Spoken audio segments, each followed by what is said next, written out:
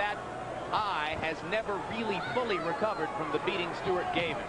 George got nice the right hand in round one. Sharp right by Moore, who seemed to... Foreman goes right hand to the body. Moore concentrating on the jab in this round. Jab and hook. Good straight right hand. Really start putting some pressure on you. And as Larry mentioned, which is true, he's really trying to put his will on Michael Moore. George landed at 1-2, and then Moore snaps his head back with 2 consecutive jabs. Imposing his will how, Gil? By just keeping that pressure on, not getting rattled. Got nailed then. Yep. You can see Foreman loading up with that right hand. I'm surprised that Moore couldn't see it. They're both stand-up fighters, and again trying to move. You got a nice combination by George. Snapping George's head back now. And again, you know, with George, a 45-year-old skin, he should start to mark up from the result of those. I gave Moore 3 rounds and 1 to George, but the 1 round I called very, very close. That was the 2nd round. Keep doing that. Another one to the body. If George was sitting here, he would say, though. Here's a good snapping jab from George. And there are 2 rounds, particularly from this range. Snappy punches from George Foreman. Those punches had a little snap on them. Good right hand by George Foreman. More and more uppercuts as the rounds progress.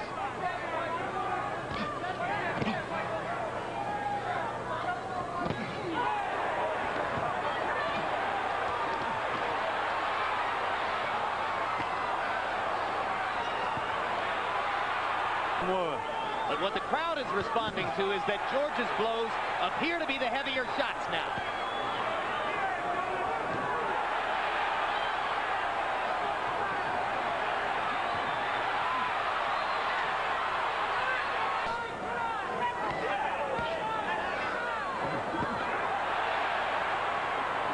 I think Michael Moore will do what he wants him to do.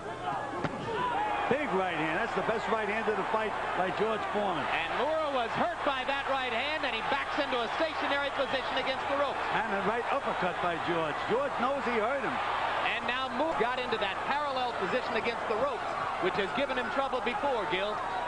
That's one of a real no-no in boxing. I mean, that's one of the first punches. And when Michael backed up off that right hand by Foreman, he almost did it. Near. The question is whether George is recovered, because he's now trying to take a break, it looks like. Left and a right inside by Moore. Sizzling.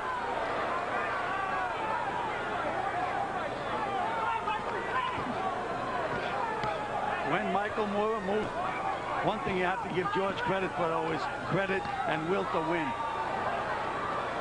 The early right.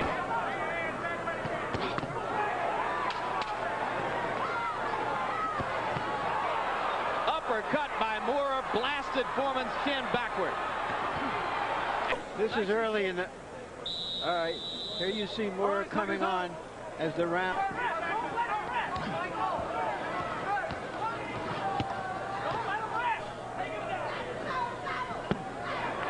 The belt, Joe Cortez walked casually past Foreman and said, George, don't do that.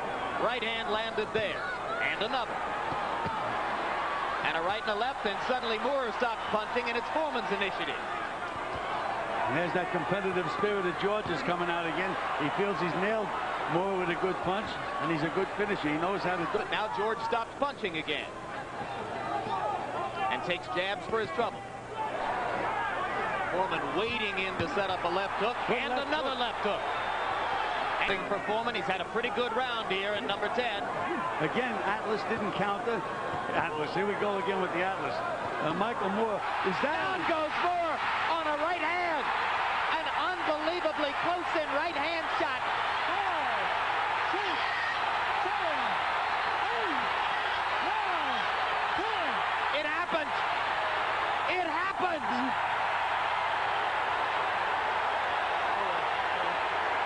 I can't believe it. I can't believe it.